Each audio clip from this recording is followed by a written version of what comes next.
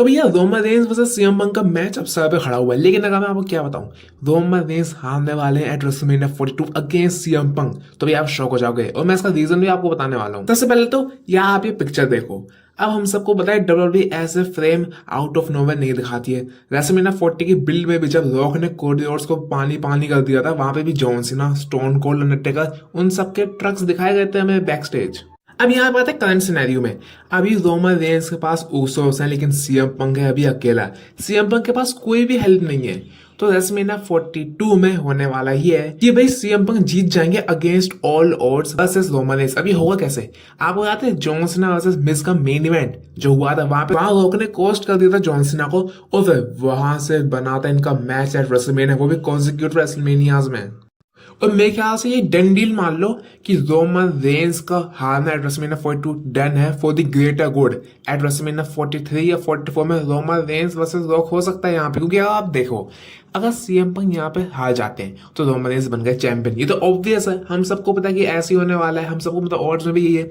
लेकिन अगर यहाँ पे होता है खेला कि भाई रॉक आ जाते हैं और विद और वे ऐसे वैसे चीजें करके यहाँ पे रोमन रेंस हार जाते हैं, तो फिर आप ये देखो ये स्टोरी लाइन पूरा साल भर कैसी मस्त चलेगी कि सीएम पंक और रॉक एक साथ है, और मे भी शायद कोई और एक बंदा हो जाए, और रोमन रेंस और ऊसो किसने ओजी ब्लड लाइन वापस आ जाएगी।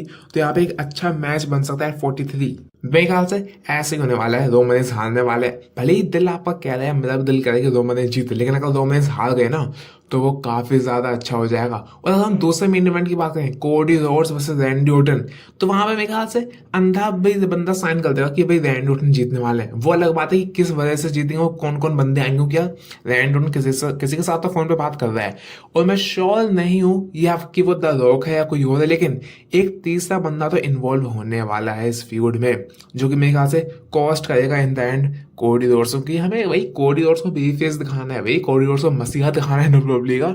तो कोडी रोड्स को हम ऐसे मतलब इसलिए तो नहीं हरा सकते, चीटिंग से हराएंगे। तो कोडी रोड्स तो पिन जैसे भी होगा, मेरे ख्याल से कोई तीसरा बंदा आने वाला है। तो भाई मेरे ख्याल से रैंडी ऑर्टन जीतेंगे, और यही दोनों रिजल्ट मुझे पर्सनली लग रहे हैं कि रेसलमेनिया 42 में होने वाले हैं। क्योंकि यार हम अगर सिंपली भी देखें, रोमन रेंस का जीतना ऑब्वियस है, रैंडी ऑर्टन का जीतना तो मेरे ख्याल से डिमांड भी है अभी के टाइम से। लेकिन अगर रोमन रेंस की मेन इवेंट की बात करें, रोमन रेंस अगर हार गए ना तो मेरे ख्याल से ज्यादा इंटरेस्टिंग होगा कंपेयर टू रोमन रेंस का जीतना, जिसकी वजह से मेरे ख्याल से रोमन रेंस कभी और भी टाइटल जीत सकते हैं, मे बी समर स्लैम में जीत जाए या किसी और पीपीवी में जीत जाए।